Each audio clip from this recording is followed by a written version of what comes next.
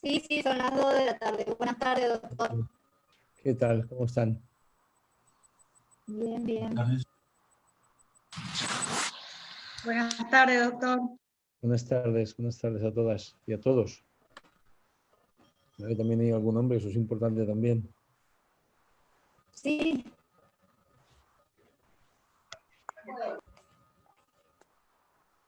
Bueno, esperamos a ver si se conecta alguien más y arrancamos, ¿le Muy bien. parece? Sí, cuando me digáis, yo estoy a vuestra disposición. Antes de nada, quería pediros disculpas por el lío del último día. Es que los mails, No, algunos me este fue un llegaban a mí. error nuestro, interpretamos mal. No, es que los mails no me llegaron a mí, llegaban a la secretaria. Entonces hay una explicación de la secretaria y yo que cayó en el fin de semana y bueno, lo siento. Ah, claro, claro, nosotros también, igual tendríamos que haber esperado No, sobre para... todo enviármelos a mí directamente, que es la manera más sencilla. Ahora ya han llegado todos a mi dirección, entonces los veo yo. Claro, Porque claro, sí, todo, Ale nos dijo. claro, la secretaria los llegado el fin de semana, no los vio, me los envió todos el lunes, pero el lunes fue un día muy malo, con mucho trabajo. Y la verdad es que no los miré y el martes cuando los vi, pues o los vi el miércoles, que no me acuerdo cuando los vi. Claro, Pero ya estamos aquí, que es de lo que se eso es lo trata. importante, que ya estábamos conectados.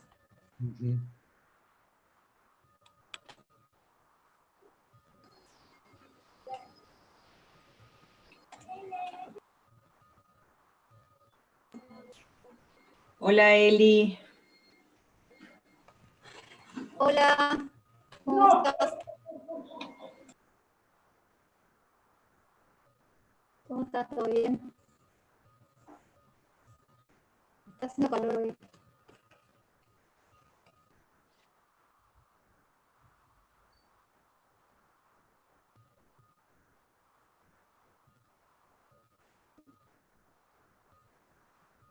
¿Cómo están en Argentina? ¿Cómo van las cosas? ¿Cómo? ¿La pandemia está remitiendo o sigue todavía fuerte? Y acá estamos yendo del nivel 1 al nivel 3 porque hay zonas muy complicadas del país y zonas que están queriendo abrirse ya porque ya son muchos meses de cuarentena, son 6 meses. Y bueno, ya estamos como para seguir adelante porque no se puede seguir esperando. La capital de Argentina, que es Buenos Aires, digamos, ya arrancó, pero hay varios lugares del país que está todavía complicado. Sí, claro, cuando hay mucha gente y cuando hay mucha aglomeración y tal, es más fácil el contagio, claro. Claro, y 200 allá días, cómo están. doctor. Ayer cumplimos. ¿Y cumplisteis? 200 días 200 días, por llevamos. ende, Qué horror, qué horror. Pues aquí es vamos, muchísimo. sí, es muchísimo. Pero no es un confinamiento muy estricto como fue en España, ¿o sí? No, Claro, es que en España fue 2 meses y medio de confinamiento muy estricto, muy estricto. Y tampoco vamos bien, sobre todo no vamos bien.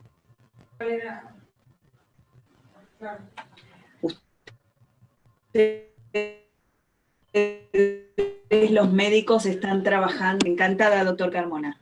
¿Qué tal? Alejandra soy.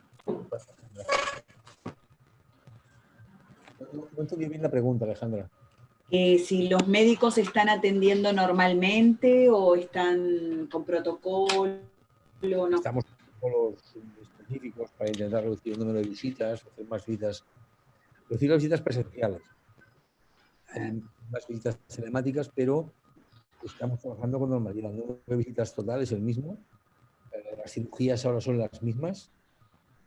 Quizá en alguna zona concreta puede ser que se hayan reducido, pero en general las cirugías son las mismas. Nosotros estamos operando incluso más que antes de la pandemia para intentar recuperar el trabajo que no se ha hecho y estamos teniendo problemas para para poder cubrir todos los quirófanos que tenemos. Tenemos más quirófanos que con el personal del que disponemos podemos cubrir. Y estamos cobrando turnos, estamos...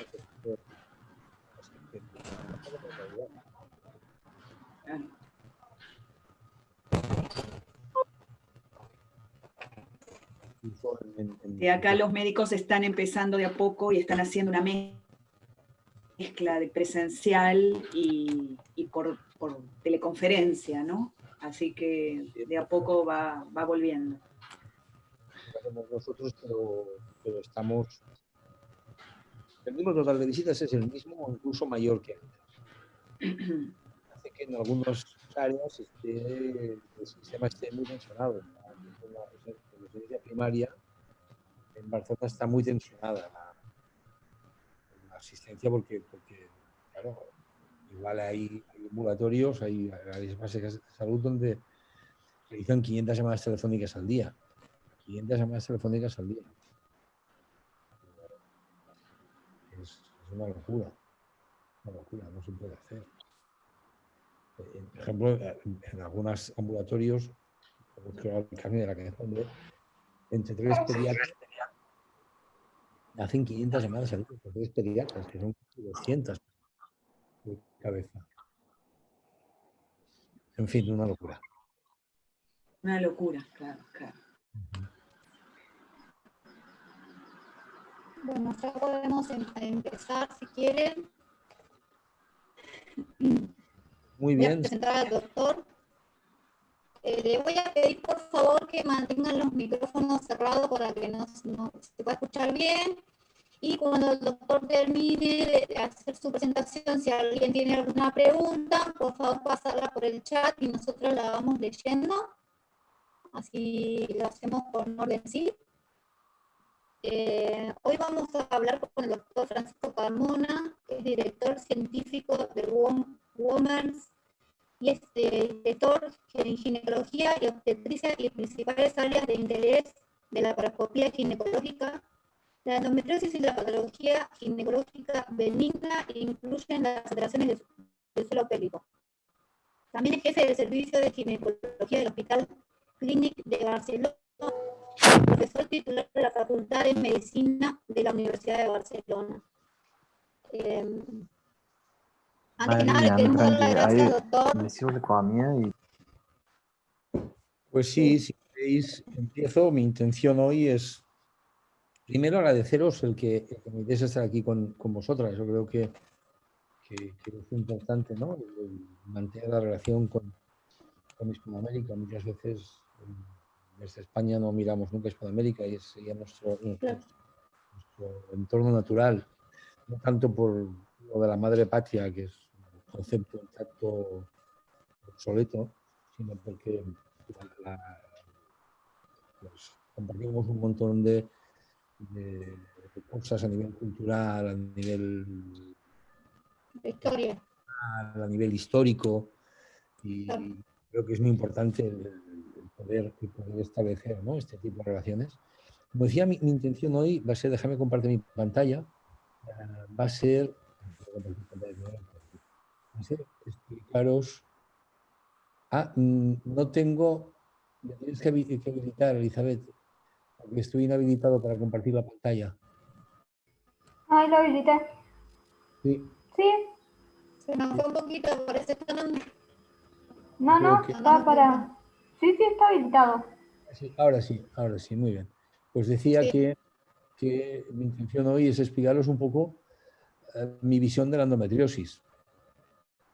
Cómo vive la enfermedad y cómo la estamos tratando. Yo y mi equipo. Yo, como has dicho, Eli, yo soy el jefe de servicio de ginecología del Hospital Clínic, que es un hospital muy importante de aquí de Barcelona. No voy a decir más importante por aquello de la modestia, de la falsa modestia y tal, pero probablemente es el más importante no solo de la ciudad, sino también de España.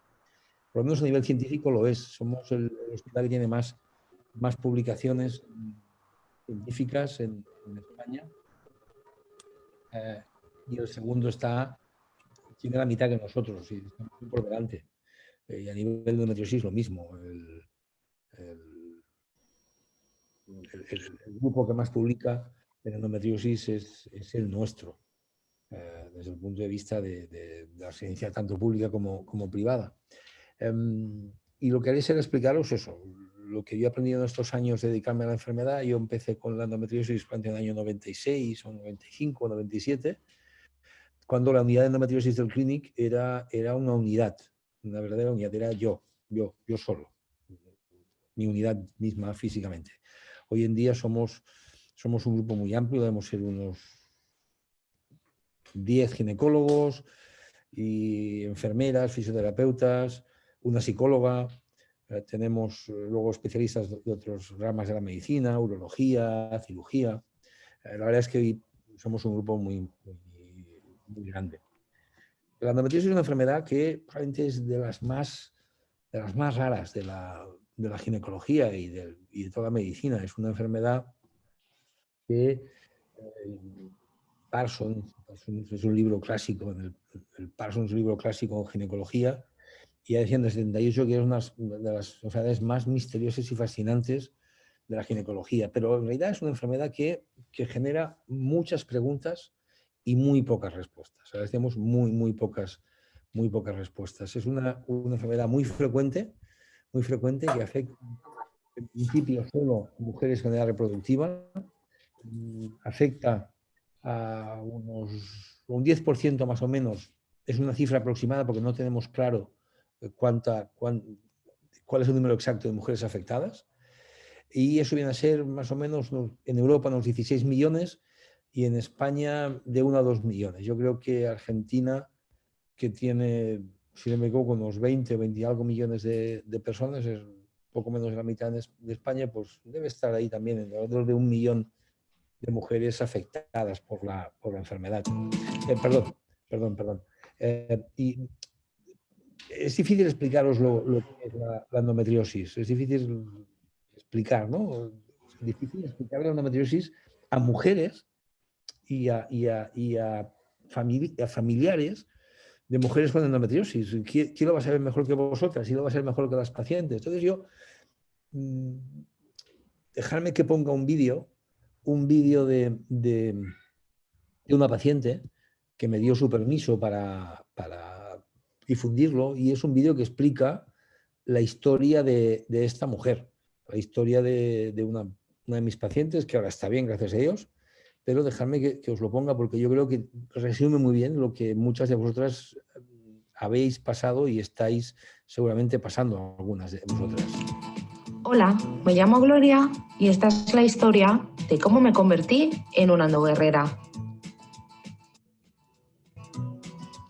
De pequeña, yo era una niña normal, con amigas normales, iba a un colegio normal, tenía unos padres muy normales, una casa normal y hasta tenía un perro de lo más normal. Todo era tan normal que cuando a los 9 años me vino la menstruación y tenía que ausentarme de clase una vez al mes porque me dolía, también eso era normal.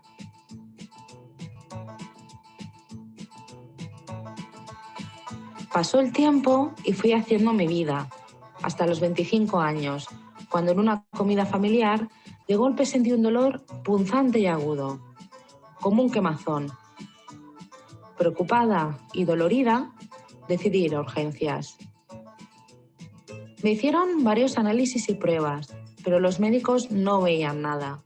Aunque los análisis daban negativos, me dieron medicación para la infección de orina, para ver si así se me pasaba.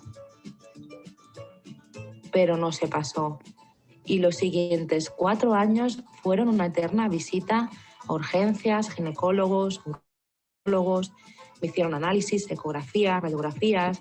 Me decían que podían ser piedras en el riñón, infección de orina. Y 2 veces casi me operan de apendicitis. Vieron que tenía un quiste, pero no le dieron importancia. Así que nunca conseguí un diagnóstico. Un día me desperté de madrugada, algo no iba bien. Me di cuenta que me había venido la regla y acudí a urgencias. Me ingresaron 1 semana. A pesar de todo, siguieron sin darme diagnóstico, porque cuando la regla se fue, yo mejoré. Pero a nadie le pareció raro ni que tuviera un quiste, ni que justo el dolor fuera durante la regla. Seguí yendo a urgencias, porque cada vez las reglas eran peores. Les decía que tenía un quiste, que me lo miraran, visité varios ginecólogos, varios hospitales, pero me llegaron a decir que era hipocondríaca, que me pusiera a trabajar, que hiciera vida normal, que a algunas mujeres la regla les duele más. Llorando, desesperada, les decía que no podía hacer vida normal, pero me cerraban todas las puertas. Pero después de 4 años, por fin llegó el día. Y tras una operación de urgencias de más de 5 horas, tuve un diagnóstico. Tenía endometriosis. Después de todo parece que no era tan normal. Podría contar que me quitaron 1 ovario y medio, que me limpiaron los intestinos de adherencias, el peritoneo y la pared abdominal. Podría contar también que después de esa operación empezó el dolor crónico y que mi vida se convirtió en un infierno desde entonces. Podría contar que intenté quedarme embarazada y no pude.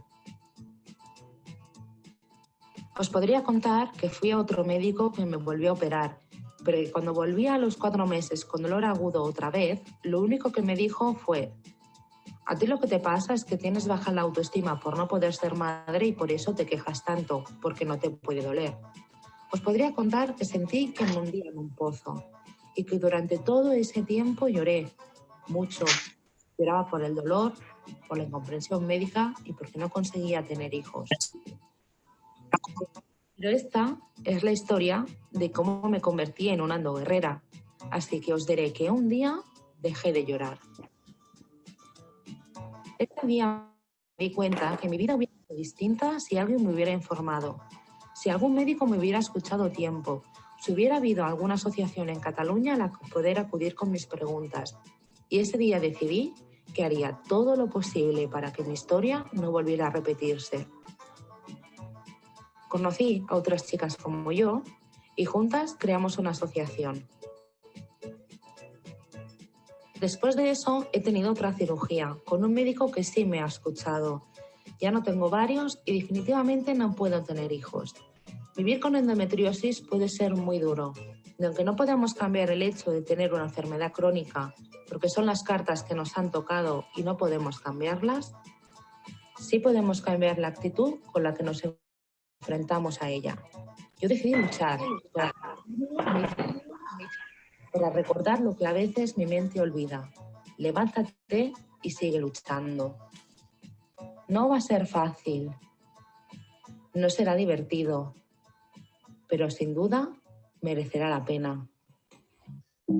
Bueno, yo creo que ya está claro, ¿no? Lo que mi mensaje va a ser, al final, estar juntas, estar unidas y luchar porque se os escuche, ¿no? Y yo creo que las asociaciones de pacientes son una parte importantísima en la lucha contra esa enfermedad. Esta enfermedad, ¿sabéis? Es una enfermedad crónica, es una enfermedad que va a depender de que la mujer tenga estrógenos. No está causada por los estrógenos, pero sin estrógenos no va a haber enfermedad. En la cual, en esta enfermedad, la endometriosis, el endometrio crece fuera de su sitio. Su sitio es el interior del útero, el interior del lugar donde se forman los bebés, y ese endometrio crece fuera de la cavidad uterina. Y allí va a producir una cosa que desde nuestro punto de vista es muy importante, que es lo que llamamos reacción inflamatoria, que es que a nivel bioquímico se van a serie de sustancias que son las que van a provocar los síntomas. Y es una enfermedad que además tiene tendencia a la recaída. Cuando tú operas a una mujer, la tendencia normal es que esa mujer recaiga y pueda aparecer la enfermedad al cabo de un tiempo. Es un endometrio que está fuera de su sitio, y fijaros que es un endometrio que es, desde el punto de vista de los médicos, es un endometrio que, aunque es igual que el endometrio que está en su sitio, que está fuera, es un endometrio que es capaz de implantarse fuera, es capaz de crecer fuera de su sitio, es capaz de crear nuevos vasos sanguíneos para alimentarse, es capaz de invadir los tejidos vecinos porque se extiende a los tejidos vecinos de manera directa, se va extendiendo como una mancha de petróleo. Es capaz de trasplantarse a distancia, tanto por vía linfática como por vía vascular, es capaz de alcanzar órganos distantes como el pulmón o el cerebro, y es capaz, como decía, de recaer cuando tú operas a la mujer. Y a pesar de todo ello, la endometriosis no es un cáncer. Las características histológicas, las características microscópicas del endometrio no son malignas, pero muchos médicos consideramos que la endometriosis es como un cáncer benigno, aunque sea un oxímoron, ¿no? Es decir, cáncer y benigno, pero realmente es tan mala la enfermedad como un cáncer, solo que la endometriosis no mata. Hay diferentes formas de endometriosis. Endometriosis que llamamos superficial, endometriosis que llamamos ovárica, endometriosis que llamamos profunda. ¿En qué se diferencian? Pues en qué parte de tejidos se afectan. La endometriosis superficial afecta solo al peritoneo, que es un tejido que tenemos dentro de la barriga que recubre la barriga por dentro. La endometriosis ovárica es una endometriosis que afecta a los ovarios, formando quistes dentro de los ovarios. Y endometriosis profunda es aquella forma de la enfermedad en la que lo que pasa es que los focos de endometrio ectópico, exploran el peritoneo y echan raíces y crecen por debajo del peritoneo, afectando los órganos vecinos, los nervios, el intestino, la vejiga, todo lo que pillan por allí es capaz de afectarlo.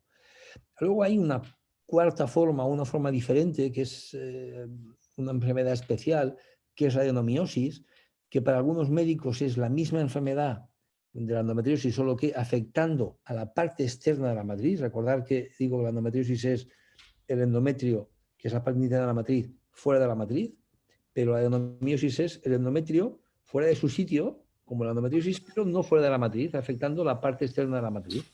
La matriz tiene dos capas, la capa interna, que es donde se forman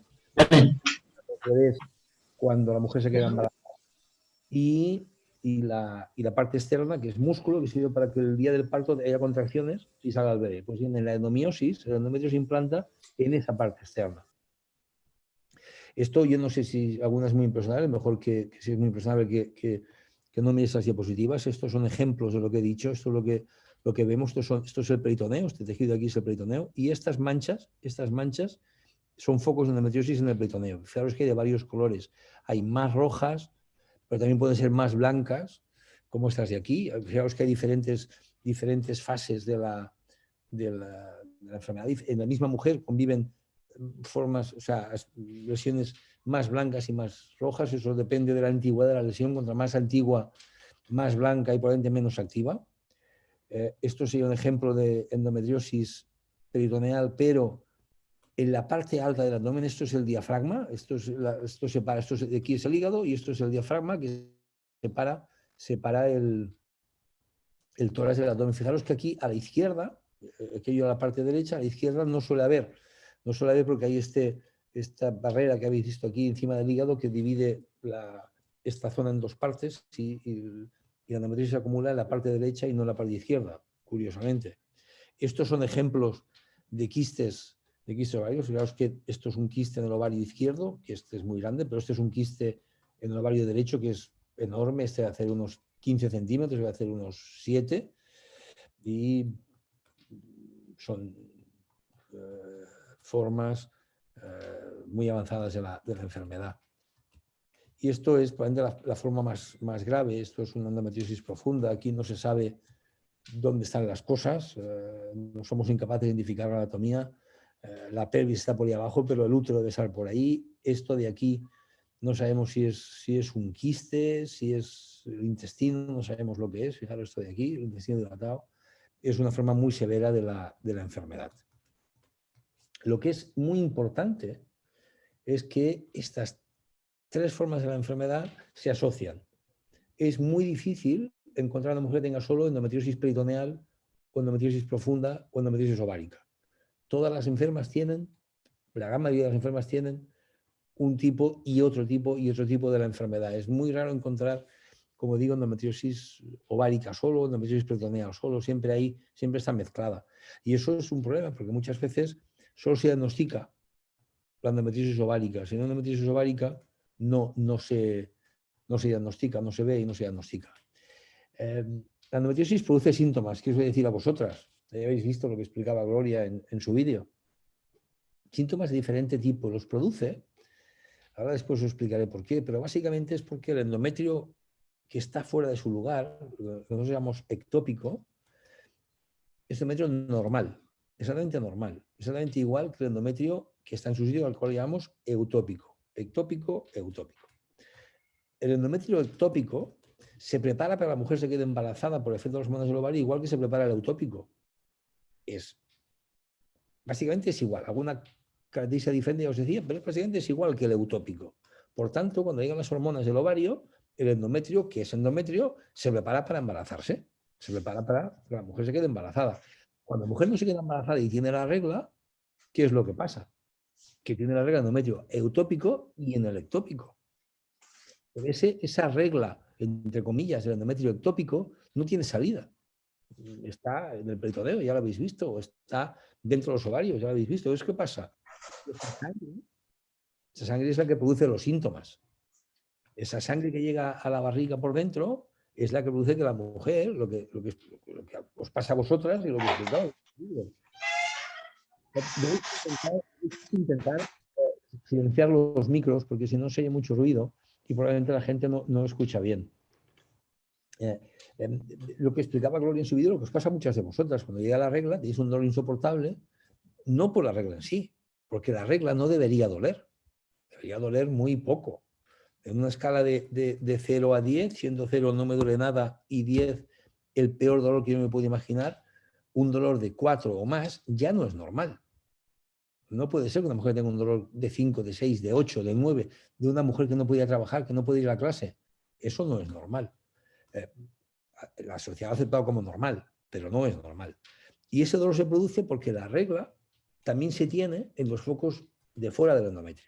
Y eso hace que la mujer muchas veces la incapacita. Decía que el dolor es el principal síntoma de la endometriosis. Casi todas las mujeres con endometriosis tienen dolor. Alguna puede ser que no, pero la gran mayoría de mujeres con endometriosis tienen dolor. Dolor de diferentes formas, diferentes maneras. Dismenorrea, que es dolor con la regla. Dispareunia, que es dolor con las relaciones sexuales, sobre todo cuando la penetración es profunda, cuando el pene llega hasta muy adentro. El dolor premenstrual, dolor con la ovulación, dolor crónico cuando ya os duele todo el mes, porque muchas veces la enferma empieza teniendo dolor con la regla solo, lo que explicaba Gloria y lo que explicáis muchas de vosotras. Al principio me dolía la regla, pero después me dolía todos los días. Después tenía dolor crónico. Claro, muchas veces ese dolor, esas reglas que están fuera de sitio, producen adherencias. La sangre es pegajosa. Tú os hacéis una herida, ponéis una gasa y la gasa se queda pegada. Pues lo mismo pasa con esa sangre que sale a la cavidad abdominal. Las tripas se pegan entre ellas o se pegan los ovarios detrás de la matriz. Produce adherencias que produce más dolor. Otro gran síntoma de la endometriosis es la infertilidad, la dificultad para quedarse embarazada. Más o menos entre el 30 y el 40% de las mujeres con endometriosis tienen problemas para embarazarse de manera espontánea, ellas solas. Con tratamiento médico, con fecundación asistida, se embarazan. Pero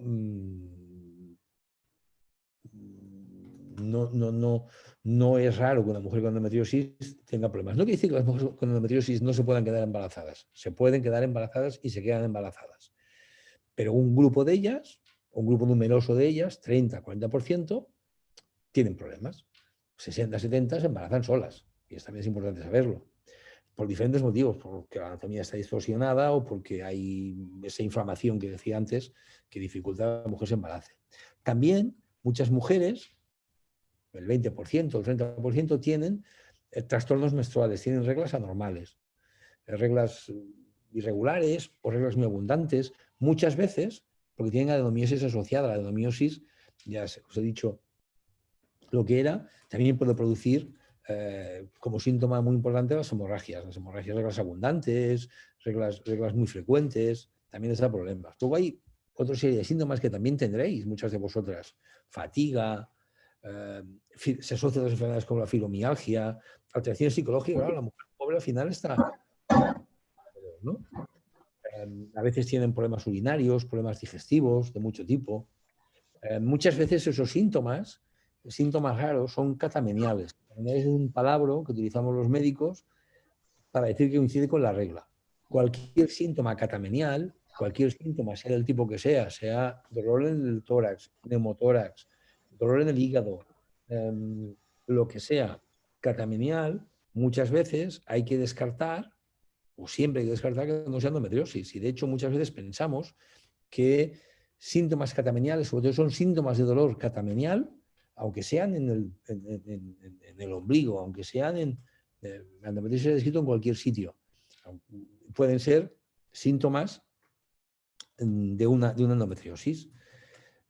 Yo os he dicho que el dolor se produce por muchos mecanismos, básicamente porque la regla aparece en lugares donde no debería aparecer, dentro del abdomen, dentro del ovario, y además esa regla produce, pues eso, adherencias. Ya habéis visto ese vídeo de endometriosis profunda, estaba todo pegado, era muy difícil ver ahí la anatomía. Y eso es porque esas reglas repetidas hacen que la mujer tenga, además del dolor, pues eso, forme adherencias y formen más problemas, que lo que les da muchos problemas.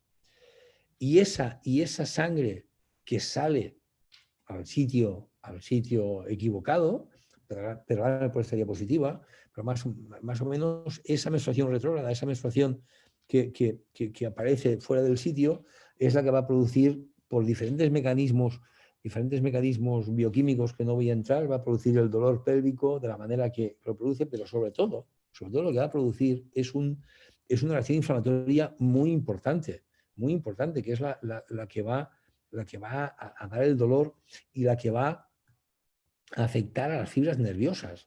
Pensar que el dolor es una reacción de defensa.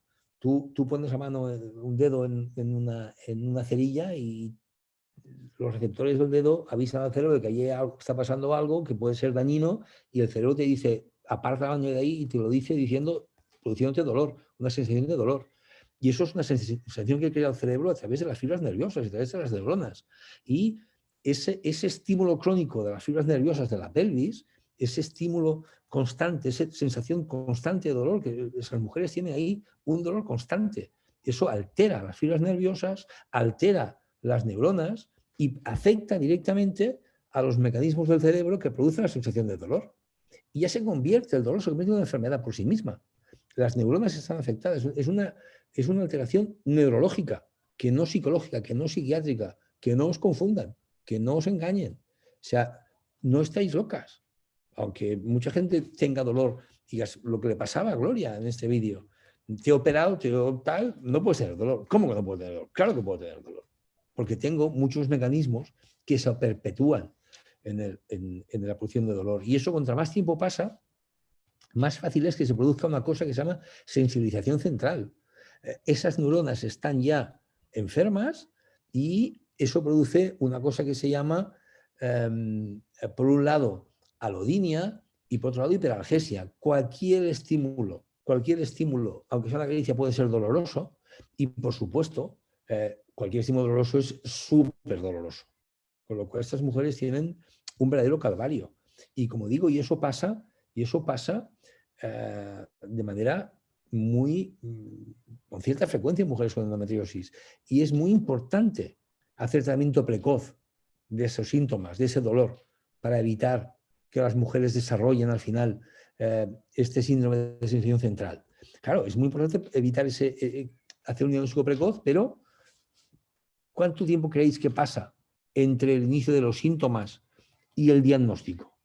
En mi hospital, que es un hospital puntero en España y un hospital de los mejores, ¿qué voy a decir yo? De los mejores de Europa, seguro, pues pasan 8,3 años. De media, en el mundo pasan entre 6 y 10 años, desde que la mujer tiene síntomas hasta que se diagnostica. Y por lo menos lo han visto 3 ginecólogos antes de que alguien le haga el diagnóstico. Y es un drama, pero es así. Es así. Y hay que hacer alguna cosa para evitarlo. Muchas veces este causa de retraso diagnóstico puede estar en muchos, la causa puede estar en muchos ámbitos. Puede ser una causa personal, como nos van diciendo que la regla duele y que es normal que duela, pues si me duele tanto que no puedo aguantar es que yo soy floja y no voy a decir que soy floja y no voy a dejar de faltar al trabajo por tal y me callo y no digo nada.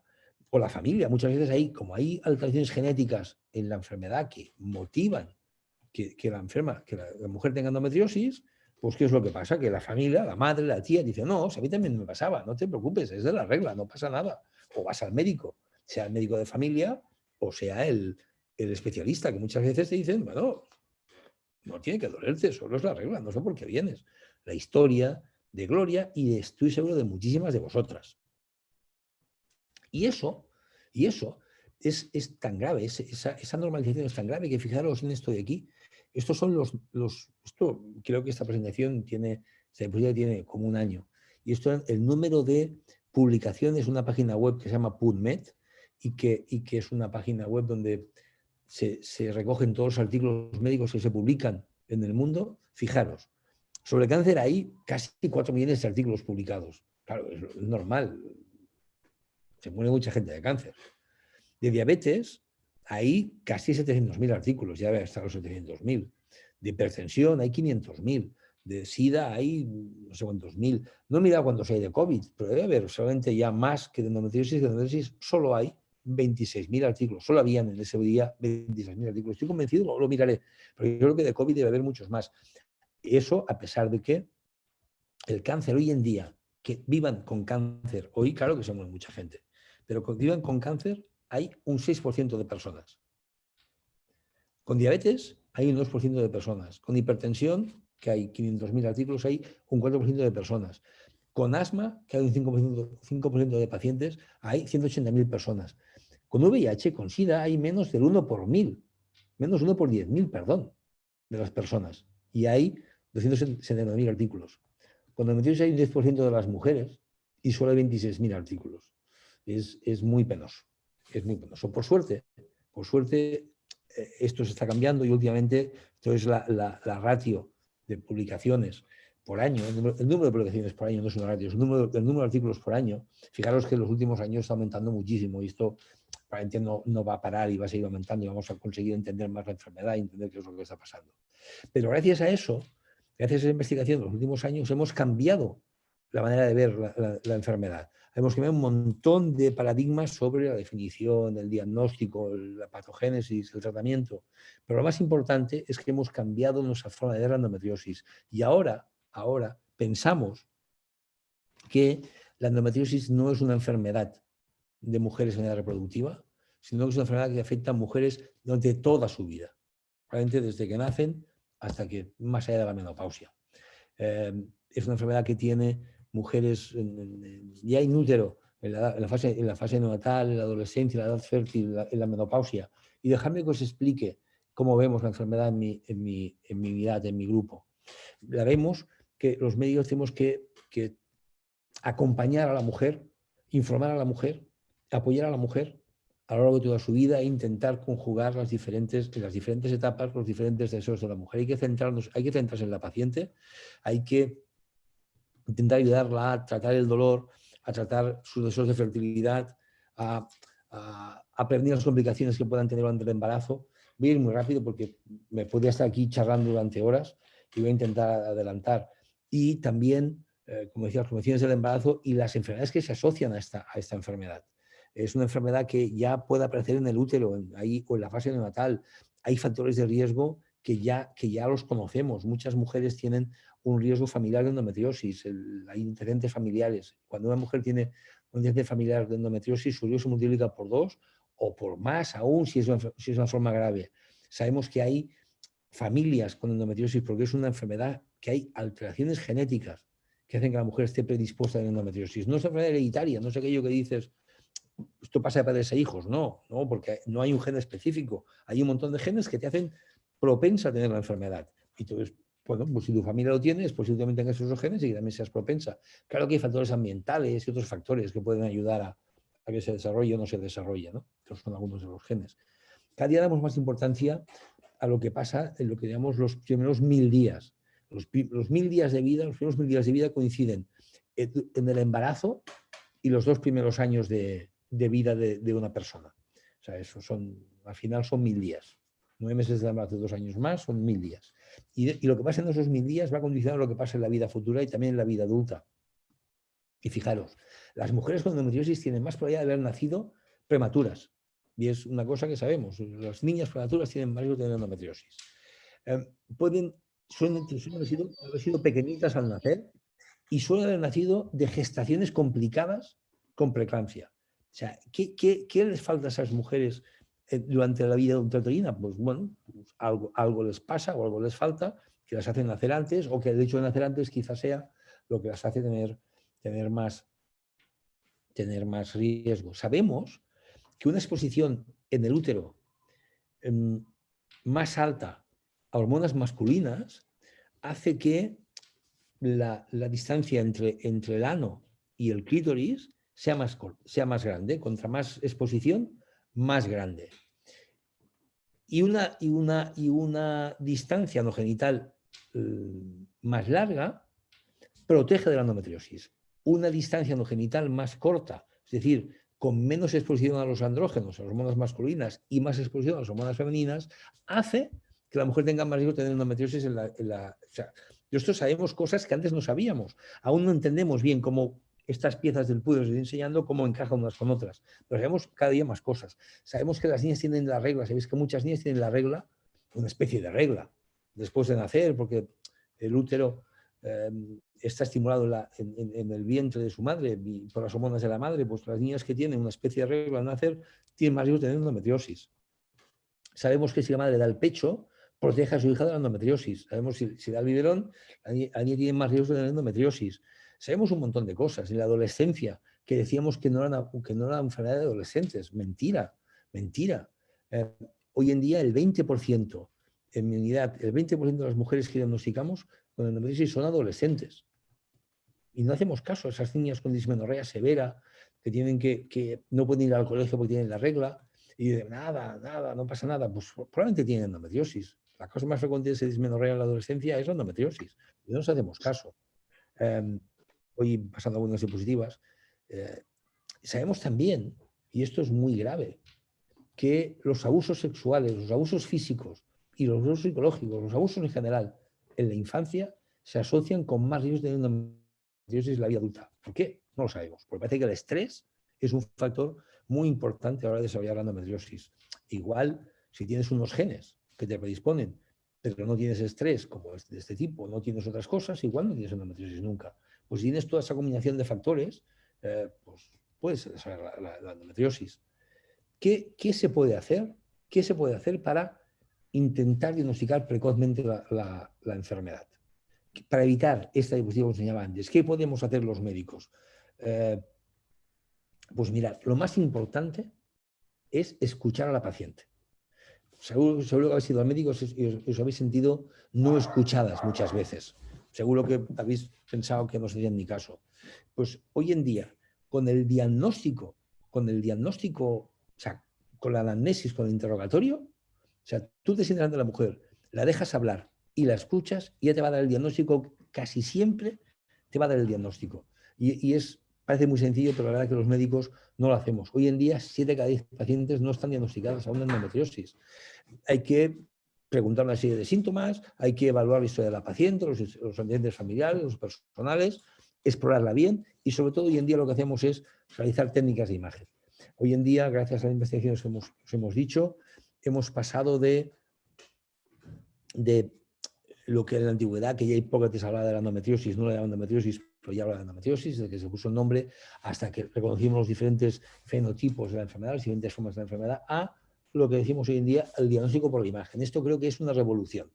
Hoy en día somos capaces de diagnosticar la endometriosis solo por ecografía, por la historia clínica y por la ecografía o la resonancia, depende de cada centro. Hay gente que hace resonancias, gente que hace ecografías. Yo prefiero la ecografía, pero también se puede hacer por resonancia.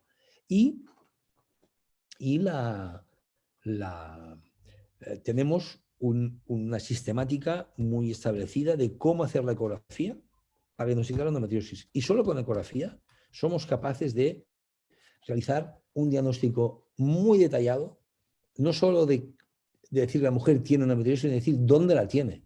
Hoy en día no llevamos a nadie del quirófano para hacer un diagnóstico Cuando llevamos a la mujer del quirófano es para operarla, para extirpar los focos de la enfermedad, y la llevamos al quirófano sabiendo lo que tiene, sabiendo lo que nos vamos a encontrar, habiendo planificado bien la cirugía, habiendo hablado con ella de los riesgos, de las posibles complicaciones, lo tenemos todo muy claro. Pero como digo, con ecografía somos, siguiendo una serie de pasos bien establecidos, somos capaces de hacer un diagnóstico preciso donde está la enfermedad. Fijaros, esto es, por ejemplo, esto es un trabajo nuestro, esto es un intestino visto por ecografía sin preparación intestinal, y es un intestino, fijaros que bien se ve aquí las dos paredes del intestino, el contenido, haciendo preparación intestinal, limpiando el intestino antes de hacer la ecografía, y eso permite hacer diagnósticos muy precisos. Cuando tenemos ese diagnóstico, nos puede pasar que la mujer se quiera quedar embarazada, o puede pasarnos que no quiera quedarse embarazada. Si no quiere quedarse embarazada, hay que hacer tratamiento médico y cirugía en algunos casos, no siempre hay que hacer cirugía. Lo que tenemos que tener claro es que el tratamiento debe estar orientado al problema, no a la lesión. No tenemos que operar a todas las mujeres. Tenemos que preguntarle qué te pasa, y eso es lo que nos va a marcar la pauta de hacer una cosa, de hacer la otra.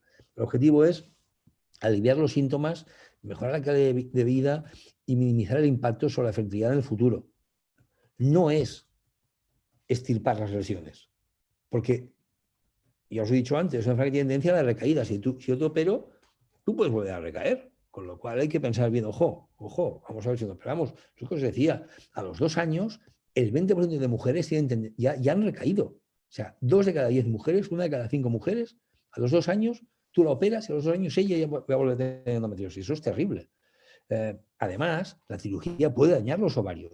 Esto es como extirpamos un quiste de ovario. Fijaros, aquí nos estamos llevando tejido ovárico seguro.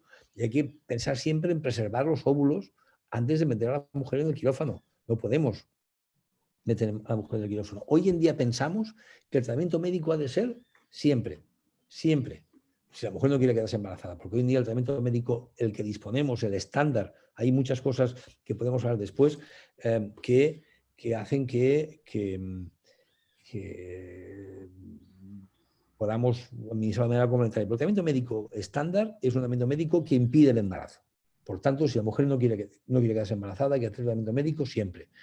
En mujeres con síntomas, es decir, hay que tratar los síntomas. Hay que hacer si la mujer está estupenda, igual no hay que hacer nada. Hay que tratar siempre a las mujeres con síntomas y hay que dar siempre tratamiento médico después de la cirugía. Para prevenir las recaídas hay que hacer tratamiento médico, siempre. Las operamos a las mujeres cuando las mujeres tienen nódulos muy grandes quistes, cuando afecta a algún órgano importante, al intestino, al uréter, cuando no estamos seguros del diagnóstico. Claro, si no estamos seguros que hay endometriosis, puede ser que sea otra cosa, pues habrá que operarla. Cuando la mujer quiere quedarse embarazada, a veces nos planteamos la cirugía como tratamiento para conseguir que se embarace. Pero es que pensad que ya no solo lo que decía de las recurrencias, pensad que la cirugía no actúa sobre los mecanismos que producen la enfermedad. No actúa sobre eso, actúa sobre otras cosas, pero no sobre el origen de la enfermedad. Por tanto, operar no tiene sentido. Y si la mujer quiere quedarse embarazada, ¿qué hacemos? Pues nos planteamos casi siempre, y no puede, si quiere quedarse embarazada y no puede, los tratamientos de fecundación asistida. Hay muchos factores que influyen en que la mujer no se quede embarazada: la edad, la base ovárica, la endometriosis, el varón, pero siempre que tenemos una mujer estéril que no se embaraza y tiene endometriosis y al final decimos que es endometriosis, nos planteamos o bien directamente reproducción asistida o bien cirugía, o bien nos planteamos una combinación de las dos, porque si no, no puede ser. Y si la mujer se embaraza, no os olvidéis que tampoco hay que dejarla de la mano, porque ese embarazo puede tener, decíamos esto hace unos años, pero esto es mentira. Esto es una web del 2014, de hace muy pocos años, aquí 2014, y esta persona es un ginecólogo muy conocido en Barcelona, en un centro de reproducción muy conocido en Barcelona, que decía que el embarazo mejora y a veces cura la endometriosis. Mentira. El embarazo no cura la endometriosis. La endometriosis reaparece durante el embarazo, después del embarazo, y muchas veces hay complicaciones de la endometriosis durante el embarazo, sangrados espontáneos de las lesiones, perforaciones intestinales, roturas uterinas por culpa de la endometriosis durante el embarazo, y también puede haber complicaciones del embarazo por culpa de la endometriosis. Partos prematuros, preeclampsias, placenta previa. Es decir, que ese concepto de que el embarazo te cura es falso y hay que seguir cuidando de la mujer también durante la gestación. Y después del embarazo y después de la mujer y no se quede embarazada, va a hacer seguimiento con tratamiento médico. El tratamiento médico básicamente es tratamiento hormonal. Hay que evitar la sensición central que os decía antes, eso hay que intentar evitarlo, hay que tratarlas para que no tengan dolor y las mujeres se encuentren bien. Y cada vez más sabemos que aparte de las hormonas, que son el tratamiento médico estándar, sabemos que hay factores que influyen en la producción del dolor y en que aparezcan comorbilidades, enfermedades que se asocian. Si eso no lo tratamos, si no tratamos el exceso oxidativo y la inflamación crónica, la mujer puede tener muchos problemas asociados. Fibromialgias, fatigas crónicas, intestino irritable, migrañas, fibras inquietas. Seguro que habéis oído hablar de todas estas cosas. De enfermedades autoinmunes, de alteraciones del tiroides. Todo esto es más frecuente en mujeres con endometriosis. El colesterol es más frecuente en mujeres con endometriosis. Las afectaciones cardíacas son más frecuentes en mujeres con endometriosis, probablemente por secundario al exceso de colesterol que tiene, lo cual no deja de ser otro motivo más para incidir en la dieta que tienen que hacer las mujeres con endometriosis. Hay que mantener todos los platillos en el aire para evitar justamente, para conseguir que la mujer haga vida normal. A mi juicio, la vida actual de la paciente con endometriosis en muchos países, quizá en mi entorno ya menos, ya cada vez lo vemos menos, porque algo bien habremos hecho. Este es la vida actual de muchos sitios de mujeres con endometriosis. Se diagnostica, se opera, se da tratamiento médico o no, la mujer recae, se va a operar. Y solo cuando se quiere quedar embarazada, entonces uno se plantea, vamos a hacer una fecundación in vitro, y entonces esas técnicas de fecundación a veces ya no son efectivas. Pensamos que lo que debería ser es esto. La mujer se diagnostica, se da tratamiento médico en cuanto se diagnostica. Cuando la mujer quiere quedarse embarazada, en función de cómo esté, en función de si se queda embarazada o no, haremos la primera cirugía o técnicas de reproducción asistida, y después tratamiento médico. Hay que dar tratamiento médico después. Pero podríamos ir más allá con ese planteamiento conservador.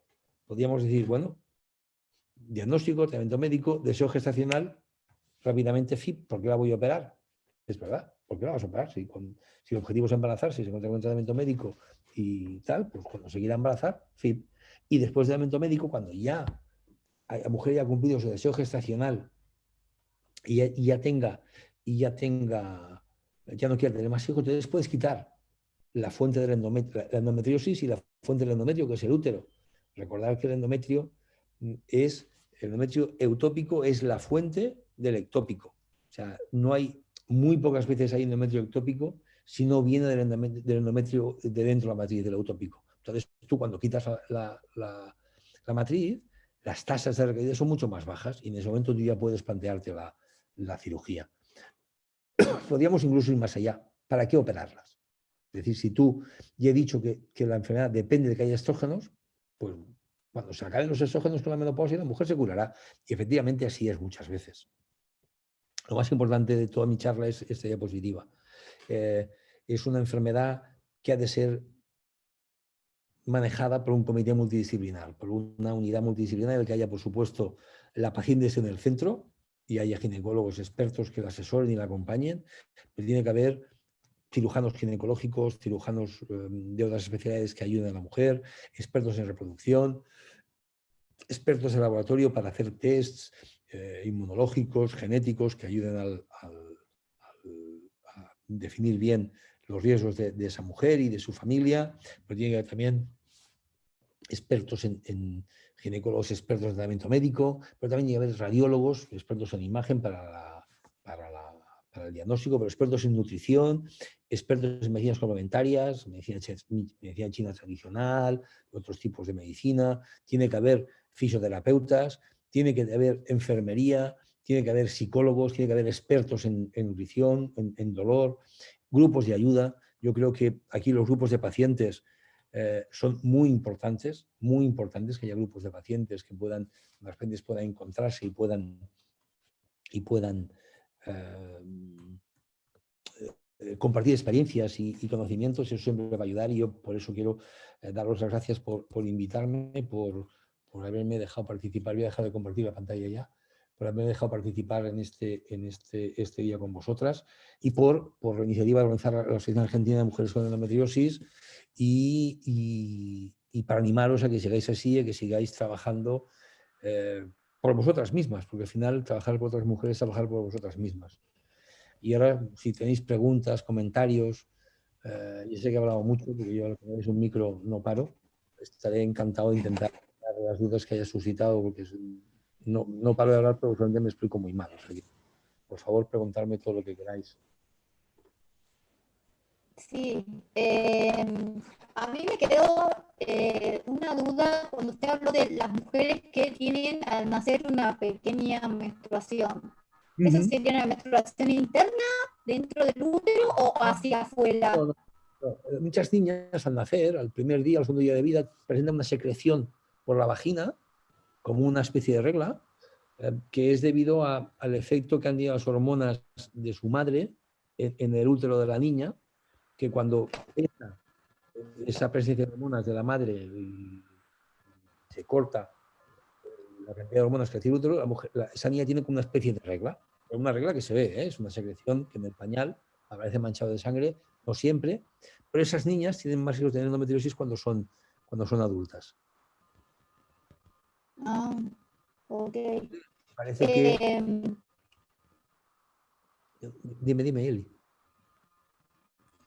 Sí, también lo que yo le quería preguntar es ¿cuándo se toma la decisión de operar un quiste endometriósico? Dependiendo de la medida o donde esté ubicado. No depende de la medida en absoluto. En absoluto. Bueno, si es muy grande, sí. El problema está en definir qué es lo que es grande. Grande son 5 centímetros, son 7, son 10. Nos importan los síntomas. Los síntomas y si la ubicación del quiste va a afectar a algún órgano vital. Si el quiste, por ejemplo, está comprimiendo el uréter, y es el conducto que baja del riñón, impide que la orina salga por ese uréter hacia la vejiga, habrá que operarlo. Si la mujer tiene muchos síntomas y con el tratamiento médico no remiten, habrá que operarlo. Pero el tamaño no es, otro motivo para operarlo, perdón, es estar seguros de que es un quiste y no es un cáncer. Eso hay que estar seguros y ahí sí que depende muchísimo del ginecólogo y del ecografista. Pero nosotros cada vez operamos. Pensad que en mi grupo vemos unas 500 mujeres nuevas cada año, que son muchas mujeres nuevas, y operamos unas 100 y pico, 120, 110, 130, 150 años que más. Es decir, que hay muchas que no operamos. Muchas no las operamos. Intentamos ser conservadores y no operarlas. Doctor, perdón, mi nombre es Paola. Si uno tiene el quiste mucho tiempo, por años, y no crece y no duele, entonces está bien no operar. Está muy bien no operar. Está muy bien no operar. Hay aquí una pregunta, ahora que hablamos de quistes. Estoy viendo el chat y hay una pregunta que hace un usuario que no es anónimo y dice que en su familia la endometriosis ha degenerado en cáncer de ovario en 2 casos. Dice que no es lo más frecuente, pero porque lo he oído. Es verdad, eso es así. La endometriosis produce un ligero incremento del riesgo de cáncer de ovario. El riesgo de cáncer de ovario, si el riesgo general es 1, el riesgo de la mujer con endometriosis es 1,2. Eso quiere decir que si en 1000 mujeres hay 10 mujeres que van a tener cáncer de ovario, si esas 1000 mujeres son 1000 mujeres con endometriosis, va a haber 12 que tengan cáncer de ovario. Que como veis es muy poco y no justifica el riesgo, el operar. Por eso no está justificado operar. Entiendo lo que dice este usuario o esta usuaria, pero hoy en día no operamos por ese riesgo. Cuando en una familia hay 2 mujeres con endometriosis que desarrollan cáncer de ovario, yo creo que hay que preguntarse si no hay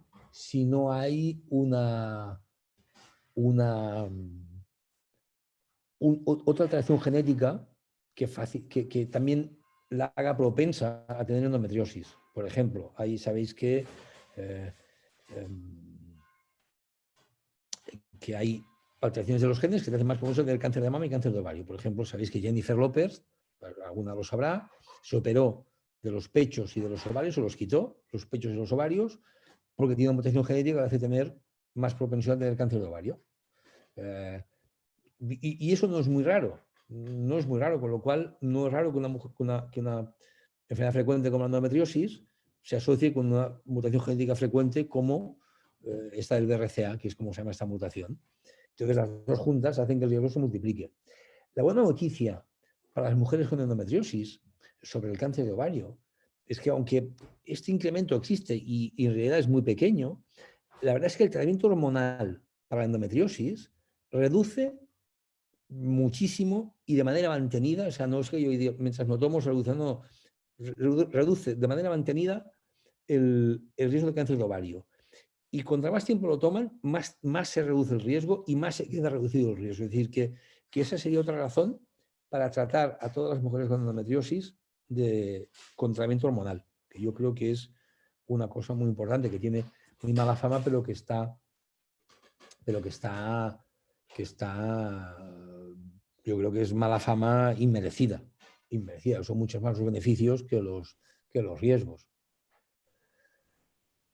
Yo no sé. Y cuando las mujeres dicen que han probado todos los tratamientos hormonales y no funcionaron, ¿qué se propone ahí?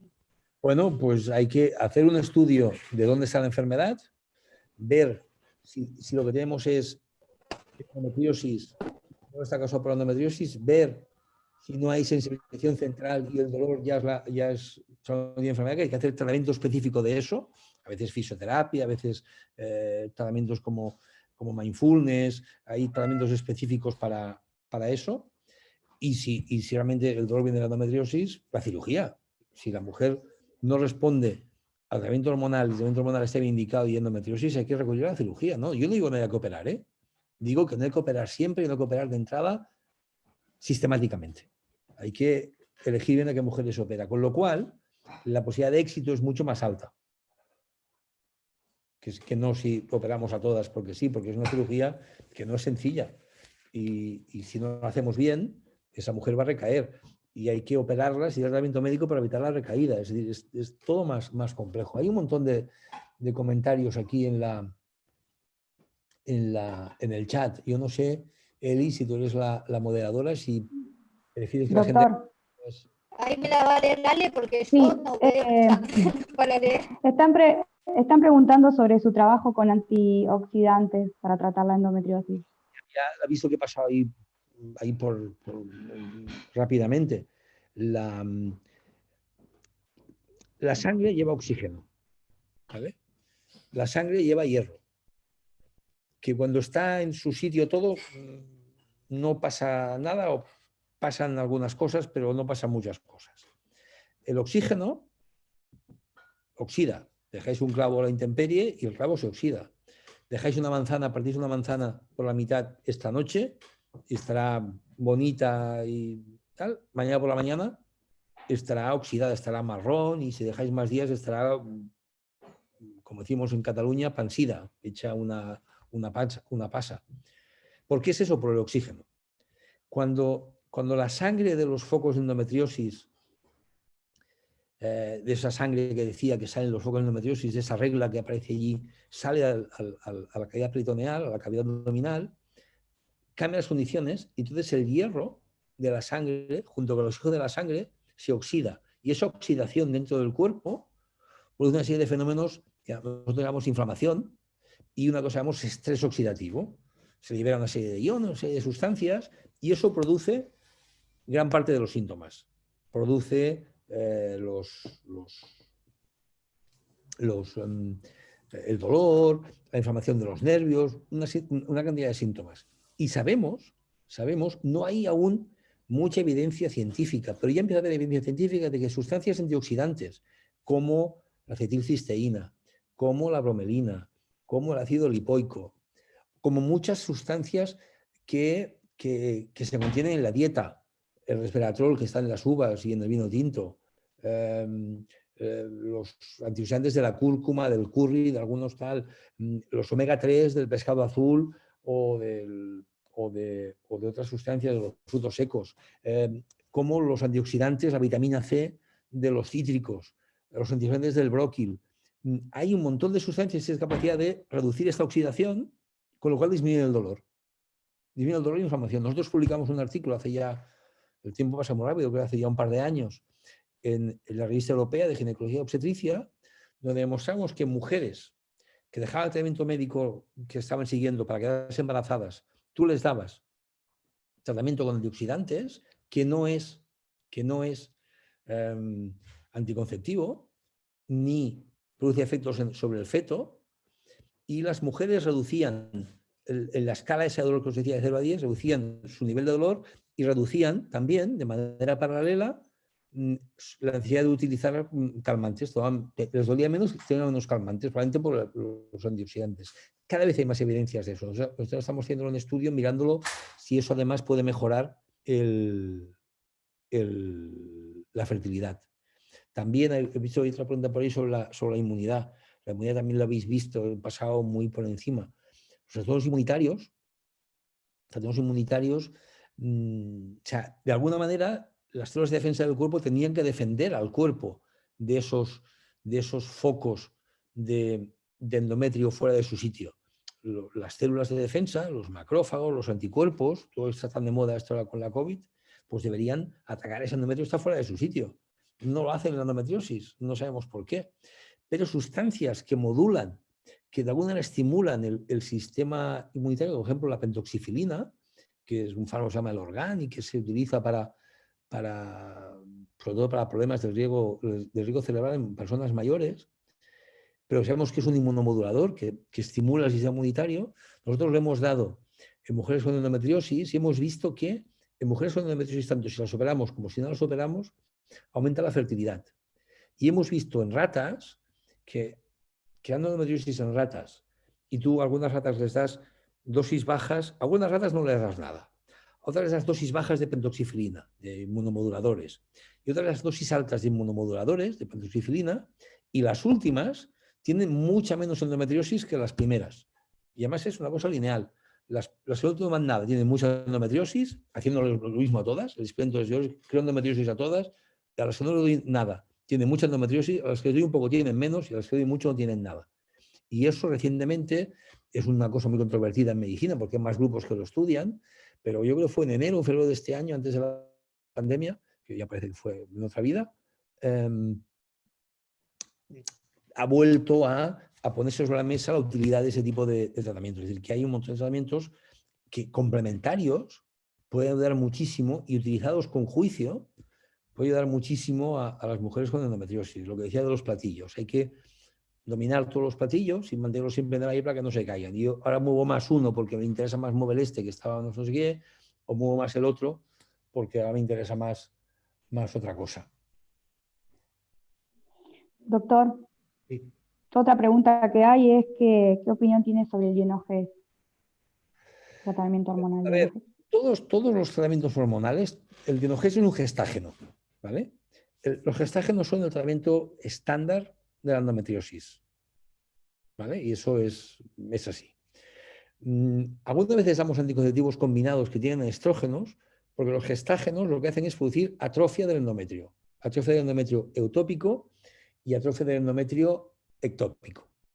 Al disminuir la cantidad de endometrio que hay por ahí, que hay fuera de su sitio, pues mejora, ¿vale? Ok. Mejoran los síntomas, hay menos endometrio, menos regla, menos todo, muy bien. Algunas veces eso lo atrofia tanto que la mujer sangra por el útero y también por los focos de endometrio porque no consigue, el gestágeno no consigue mantener el endometrio en su sitio. Entonces hay que asociar un poco de estrógenos y esa es la razón por la cual damos anticonceptivos. El tratamiento principal son los gestágenos. Bienogés es un gestágeno. Lo importante ahora, todos los gestágenos, todos, tienen la misma eficacia. No hay ninguno que ha demostrado ser más eficaz que otros. Bienogés es tan eficaz como desogestrel, como levonorgestrel o como nolitisterona. Todos son igual de eficaces. Yo creo que hay que elegir el tratamiento para cada mujer pero en función de la eficacia, los efectos secundarios, la tolerabilidad y el precio. La principal diferencia de Inoges con otros gestágenos, yo no sé en Argentina, pero en España es que es muchísimo más caro. El tratamiento con Inoges costaba hasta hace unos meses entre 52 y 58 euros al mes, porque es un fármaco de venta libre, de precio de venta libre en las farmacias, y variaba entre 52 y 58. No es un fármaco que esté financiado por la Seguridad Social. Con lo cual yo lo receto muy poco, porque no encuentro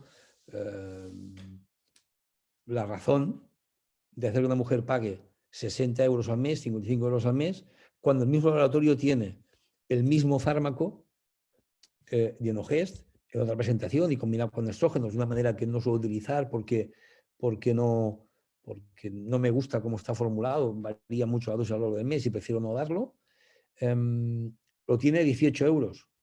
Y muchos laboratorios tienen Dienogest combinado con dosis baja de estrógenos a dosis muy bajas, lo que decía antes, en forma de anticonceptivos orales, y que puede valer 5 euros. Y el mismo laboratorio tiene otro fármaco, la noridisterona, que también está reconocido como tratamiento de la endometriosis, que es la noridisterona, y que vale 3 euros. Por lo cual me parece de jugada de guardia recetar Dienogest a una mujer, Dienogest solo a una mujer. Ahora otro laboratorio lo ha sacado financiado y es un poco más barato para la mujer, creo que paga 20 euros, pero así todo sigue siendo un gasto para el Estado que yo creo que no está justificado. Pero como fármaco, como eficacia, me parece un fármaco muy eficaz, muy útil, con pocos efectos secundarios, que tiene algunas ventajas en cuanto a tolerancia en algunas mujeres sobre otros, y a lo mejor te lo puedes plantear, y de hecho yo lo utilizo mucho combinado con estrógenos, pero Dienogest solo, el Visan, en España se llama Visanet, no lo receto.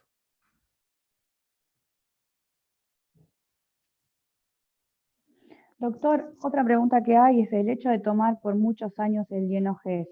¿Habría que aumentar lo que es vitamina C, omega 3, todo lo que son vitaminas? Eso habría que aumentarlo siempre. Porque lo decía, los antioxidantes, la vitamina C, todas esas cosas ayudan a encontrarse bien y actúan sobre los mecanismos de la enfermedad. Dienogest a largo plazo tiene un problema, y es que disminuye muchísimo los estrógenos en el cuerpo de la mujer. O sea, cuando tú lo das durante más de 2 años, los niveles de estrógenos en esa mujer son muy, muy, muy, muy, muy bajos, y eso por un lado es muy eficaz para la endometriosis, pero por otro lado puede producir, como son mujeres jóvenes, sobre todo en adolescentes, puede producir descalcificación de los huesos, y entonces es muy bueno asociarlo con ejercicio físico. Una cosa que no hemos hablado es el ejercicio físico, también protege de la endometriosis, moderado, protege de la endometriosis, y también protegería en este caso de la descalcificación. Pero yo digo que yo Dienogest no creo. Lo que hizo muy bien el laboratorio, lo que hizo muy bien en Bayer, es hacer una campaña de marketing espectacular que lo ha convertido en el fármaco, en la hormona de la endometriosis. Pero ya os digo que es mentira, que cualquier fármaco, cualquier gestágeno, cualquier hormona de la familia del Dienogest es igual de eficaz que el Dienogest, y tiene, como todo en la vida, todo tiene ventajas e inconvenientes. Dienogest tiene algunas ventajas, pero tiene inconvenientes como lo que os acabo de decir, y sobre todo el precio, con lo cual yo creo que es mejor. Nosotros no utilizamos nunca el Dienogest solo de primera línea.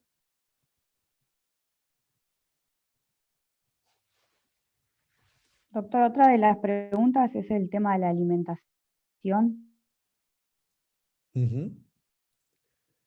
Bueno, la alimentación. No sé si es necesario el aumento Siempre hablo con mis pacientes. para la mejora. Sí, yo creo que es muy importante la alimentación.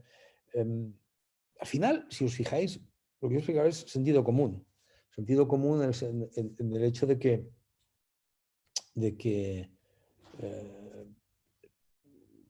oxidación, inflamación, bueno, pues hay que intentar combatir esos mecanismos de producción de dolor con métodos naturales. Y hay alimentos que, aunque no haya nada demostrado, porque es muy difícil demostrar que que las naranjas de Argentina solo producen la mejoría y no las naranjas españolas, o qué es una mención de naranja española junto con pan español y no con el pan de Argentina. Es muy difícil demostrar cómo la alimentación puede científicamente digo, actuar sobre la endometriosis, pero la experiencia, que también es muy importante, no hay ninguna evidencia, nunca nadie ha demostrado que tirarse de un avión sin paracaídas sea más peligroso que tirarse con paracaídas. No hay ningún estudio que analice específicamente tirarse de un avión con paracaídas o sin paracaídas. En cambio, nadie se tiraría sin paracaídas porque la experiencia te dice que vale más que te pongas un paracaídas que no que te saltes al vacío así a pelo. Y lo mismo pasa con la endometriosis y la alimentación. La experiencia nos dice que las mujeres que cambian su alimentación, y hacen una alimentación basada más en antioxidantes y antiinflamatorios, evitan las sustancias proinflamatorias o prooxidantes, esas mujeres se van a encontrar mejor. Las mujeres que reducen el gluten y la lactosa. Pensad que el gluten es una proteína que cuesta muchísimo de digerir. Mucho cuesta digerir. Está presente en muchísimos cereales y prácticamente todo lleva gluten, pero es muy difícil de digerir y por eso hay tantas personas con intolerancia al gluten. La lactosa es otra proteína de la leche que también es muy difícil de digerir y de hecho las personas lo hacen. Perdón un momento. Sí. No, subid. Bueno, pues abrid, venga, subid.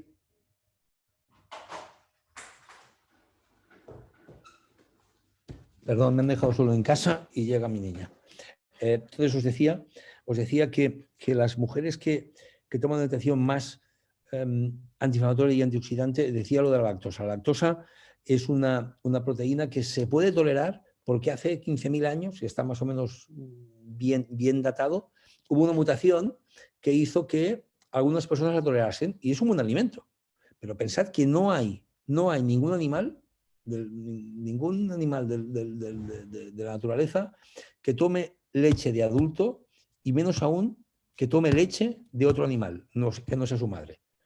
Por un lado, eso nos da una ventaja competitiva porque podemos alimentarnos de leche, pero muchas personas no tienen esa enzima y no tienen esa capacidad de tolerar, de digerir la lactosa.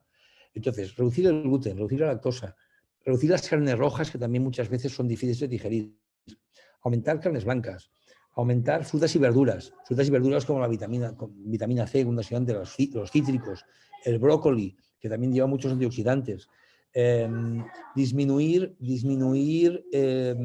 los alimentos. Un momento, por favor, un momento. Chicos, disminuir los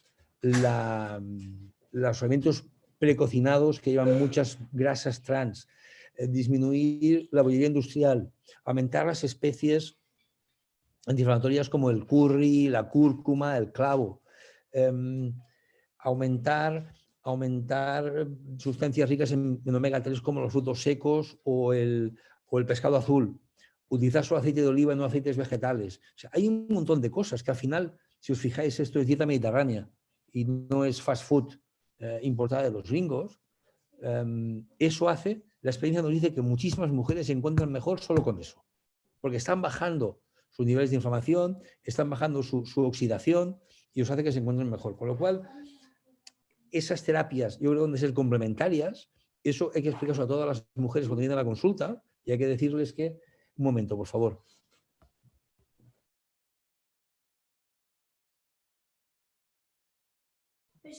No, comed. Entonces os decía que tengo aquí una niña de 11 años que me está exigiendo que ¿quieres venir? ¿Quiero que te vean? Ven que te vean. No es adolescente, pero casi. Entonces, eso os decía, que tener esos cambios alimenticios, aumentar el ejercicio físico. El ejercicio físico modula cómo los estrógenos actúan en la célula y eso va a hacer que la mujer se encuentre mejor. Y de alguna manera el ejercicio físico no solo modula eso, sino que hace que la mujer salga de casa, que la mujer se anime, que se creen endorfinas, que va a hacer que también mejore el dolor. Es decir, que hay un montón de terapias complementarias, sea en forma de hacer gimnasia. Por ejemplo, nosotros publicamos un artículo muy divertido que hicimos junto con la Asociación Catalana de Mujeres con Endometriosis, que era aplicar el baile a la endometriosis, hacer ejercicio bailando, con una coreografía especial diseñada por una fisioterapeuta, con una música seleccionada por una profesora de baile, unos ejercicios, bueno, y las mujeres aumentaban mucho su calidad de vida, se encontraban mucho mejor, porque el ejercicio físico, como digo, modula cómo las hormonas actúan en la endometriosis y modula, y también se crean endorfinas, con lo cual duele menos. O sea, al final yo creo que hay que, como decía Gloria en su vídeo, la vida de unas cartas, que pueden ser mejores o peores. Hay gente que tiene cartas muy buenas y, bueno, pues todos los envidiamos, y gente que tiene cartas muy malas. Y eso a veces es suerte. Pero lo que depende de ti es jugarlas bien.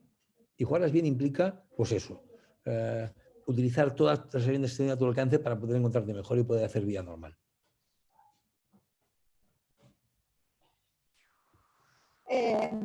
Bueno, ya más o menos estamos llegando sobre la hora que hemos acordado y no quiero alargarlo porque ya veo que está apuntado.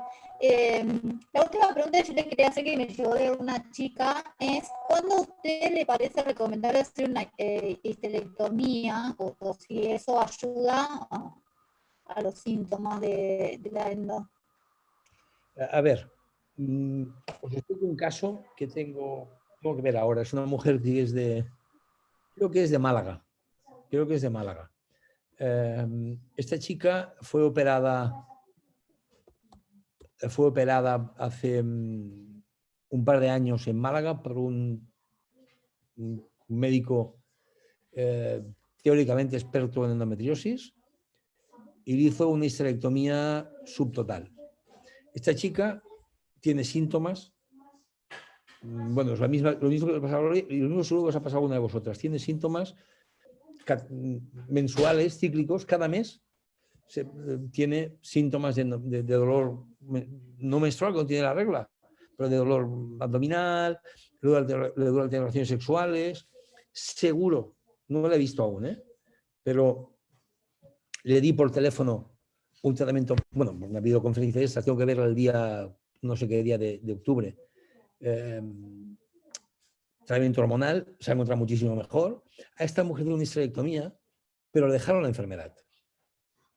O sea, cuando uno se mete en quirófano para hacer una cirugía radical, tiene que ser radical, tiene que llevarse la enfermedad. No puede dejar la enfermedad.